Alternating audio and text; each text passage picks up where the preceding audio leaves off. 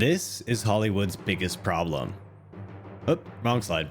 Okay, editor Waller's jumping into the video here. This was supposed to be a bit where it was like casting by blank, and I was like, haha, funny person hired Chris Pratt for terrible Mario voice. I literally can't find who did the casting in the credits for this movie. It is not in the credits. They did not credit anybody for casting. I have scrubbed up and down these credits. I cannot make this up. Continuing with the video. Sorry. This is Hollywood's biggest problem. More specifically, it's the pressure that the higher ups in these corporations make towards people below them to make stupid decisions in the name of profit. Decisions like, oh, I don't know, hiring Chris Pratt to voice Mario? The logic being that Chris is a big ticket star that will get butts in seats for their new movie. Who cares if the movie is actually good or not, right? As long as we turn in a profit by any means necessary. It's painfully obvious how Hollywood's obsession with hiring in actors to play leading roles in animation rather than hiring actual voice actors is killing creative projects. Because surprisingly enough, any time that these two characters weren't talking, I was having a great time. I'm not saying that traditional actors make for bad voice actors. I mean, just look at Ralph Fiennes, Joseph Gordon-Levitt, or Jack Black, who absolutely stole the show in this movie, but you already knew that. Peaches, peaches, peaches, peaches, peaches, peaches, peaches, peaches, peaches, peaches. Ah! This movie was well on its way to being the best surprise of 2023 and got completely clotheslined by corporate greed. Which got me thinking, when did the trend of casting A-list celebrities instead of voice actors begin, and why? As it turns out, we have our favorite family-friendly corporation of pure greed to thank for it, with the help of one of the biggest slimes in the industry. There are fantastic videos such as this one by Lindsay Ellis out there about the whole Robin Williams versus Disney and the debacle that was him voicing the genie and Disney going back on their word as to not use Robin as a marketing tool, so I'll keep the recap brief. Before 1992, animation was more the realm of voice actors and character actors and B-list celebrities, hiring who best fit the needs of the role and of the character they were cast as. But when Aladdin was written, the role of the genie was written specifically for Robin Williams, and it had Robin Williams in mind, so much so that they have admittedly said if Robin didn't sign up for the film wouldn't have been made. Which there's nothing inherently wrong with this. And Robin agreed to do the film on the condition that Disney would only use him in 25% of the marketing for the film. However, when Robin Williams continued to lend his vocal talent to another role that was written with him in mind for Ferngully, Disney did everything they could to sabotage that film. When Aladdin became a box office success, the likes of which were unheard of for animation film at the time, Disney, well, more specifically Katzenberg, went back on their promise with Robin and used the genie to sell everything, including but not limited to Burger King toys. This success led to a downward spiral arms race where every film project afterwards snagged every Hollywood A-lister they could possibly get their hands on to sell their movie and get butts in seats. Which, I should note, is the exact reason why Robin Williams insisted that he not be used for the marketing material. This spiral trend continued until it culminated in Shrek releasing with about 98% of its selling point being its cast. And look, we all love Shrek, but it set the now industry standard of hiring celebrities for animation rather than actual vocal talent. Sometimes it works. Peaches, peaches, peaches, peaches, peaches. But more often than not, it doesn't. Funnily enough though, Disney and Pixar seem to have learned from their mistakes and for the most part have righted the ship, casting more for the role rather than the celebrity as of late. They just now have the problem of making uninspired visual drivel year after year. Whereas other companies are very much still on the trend of flexing its celebrity build casting to sell its movie rather than being concerned with, oh, I don't know, selling a good movie? And you know what hurts?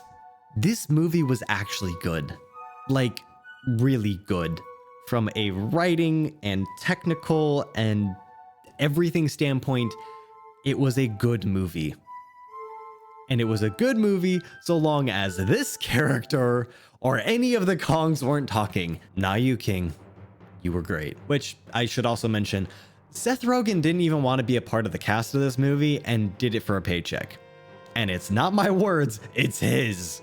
I was very clear. I don't do voices. And if you want me to be in this movie, it's gonna sound like me. And that's it. And that was the beginning and end of that conversation. I was like, if you want Donkey Kong to sound a lot like me, I'm your guy. I hate myself for having to do that. Speaking of doing voices, Charles Martinet was absolutely robbed of his role in this movie, and this is a sentiment that a lot of people share. I mean, you had him right there. He was even in the movie.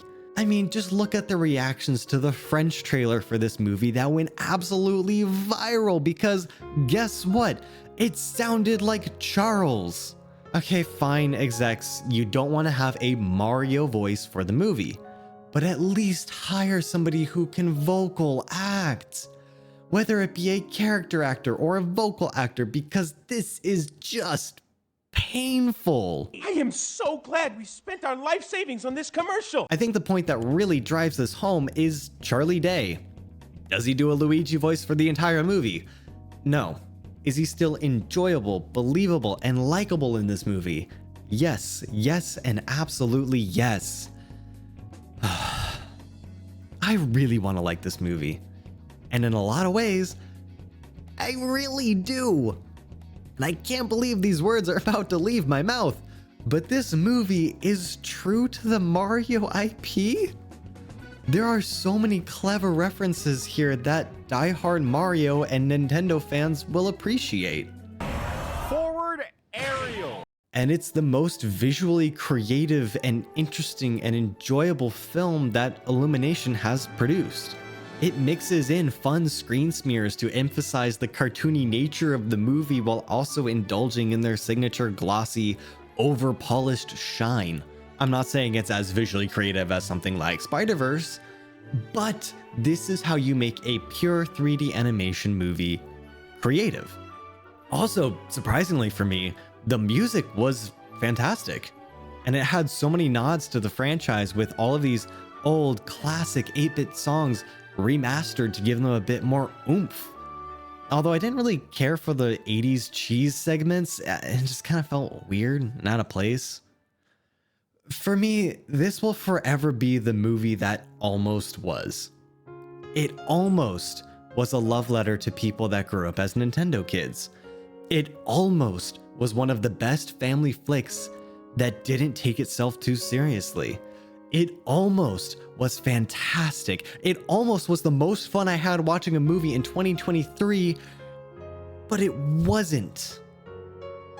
Instead, Chris Pratt and Seth Rogen opened their big dumb mouths and killed any enjoyment I got out of this movie. That may sound harsh, but it's true. I want to like this movie so badly because of how much care, detail, and love went into it by so many people, except a small handful. But I just can't. Now, I don't ever do the stereotypical YouTuber thing where I ask a question to farm for YouTube comments for the almighty algorithm gods, but I have to know, what did you think of this movie? Did you like it? Did you hate it? Did you watch it in French? I'm genuinely curious. Also, I've started streaming again on Twitch, and you can catch me there Monday, Wednesday, and Friday for the time being until the schedule changes. Also, if you like me and the content I make, you can watch it early and get extended cuts over on Patreon. Okay, bye. Special thank you to Ian Etzep, Gabe Helmuth, Mustafa Rond, Mafnar, and Brandon Roy, who are all pledged at the executive level over on Patreon. Again, if you're interested in the Patreon, there'll be a link down below.